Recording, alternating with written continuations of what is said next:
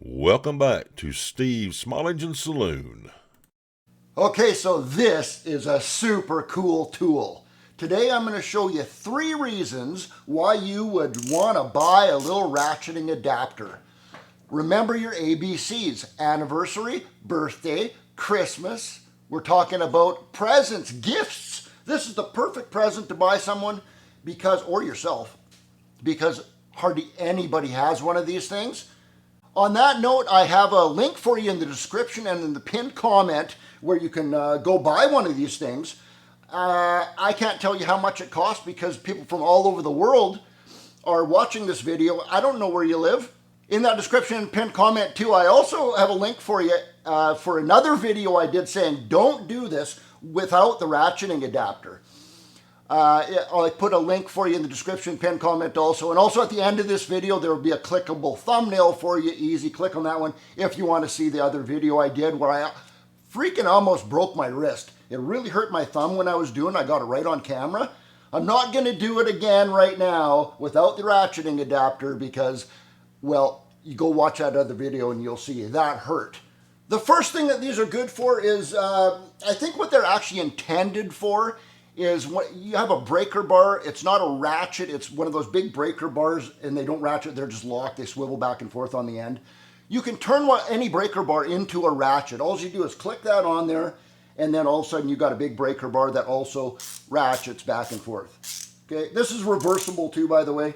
You just turn that thing and it'll go the other way. Now you can hear that little ball spinning in there. There's probably, I haven't taken it apart, but I imagine there's a few ball bearings in there.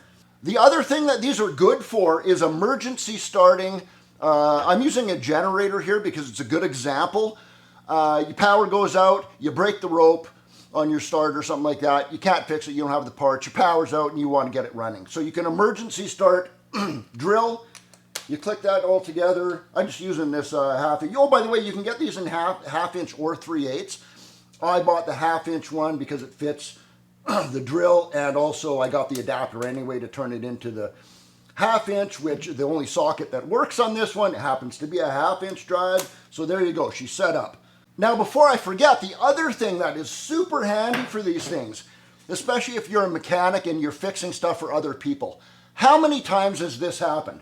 Somebody brings in their unit, doesn't matter what it is, and it's a broken rope or a broken spring inside the starter. And they say, yeah, it just needs the rope replaced, just fix the starter. So you got to think to yourself, why is that rope broken? Or why is that spring broken in there?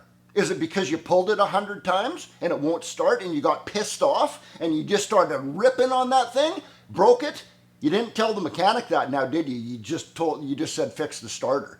How many times have I fixed the starter, wasted the time fixing the starter, put the starter back on and pulled it over, and there's something else wrong with that machine?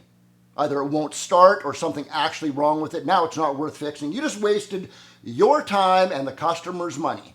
So what I do, I pull that starter off. I want to see if the thing's going to run anyway. It's not really emergency starting it, but boom, you can see if the thing runs. Boom, it runs. Okay, now I'll fix the starter. Now I have the switch shut off. Yep, that's off, so it's not going to start.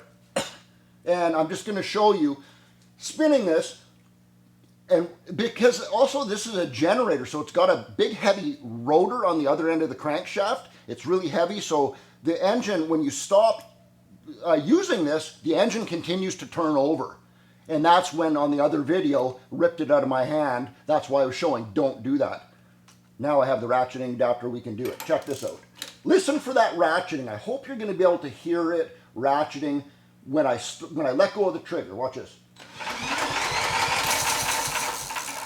Did you hear that? And if that thing wasn't spinning and ratcheting, that would have ripped that drill right out of my hand just from the weight of that rotor and everything turning on there. Now we're going to turn the switch on, choke on. This is super important. This is super important. The little ball bearings in here are made to do this. Hear that? That's what they're made to do. They're not made to be turning at 3,600 RPM. So when that thing starts, don't leave it on there and let the balls go. If one of those balls locks up in there at that speed, I can't even imagine how catastrophic that would be to your drill, to your thumbs, to your wrists. So as soon as that starts, pull it off anyway.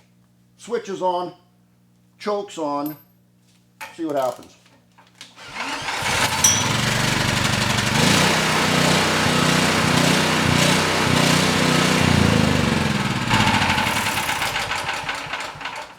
Totally safe.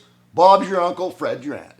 Click on those links in the description or the pinned comment. Check one of those out for yourself.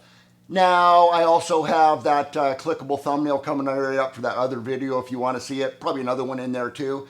And it's coming up right now. Cheers. Steve out.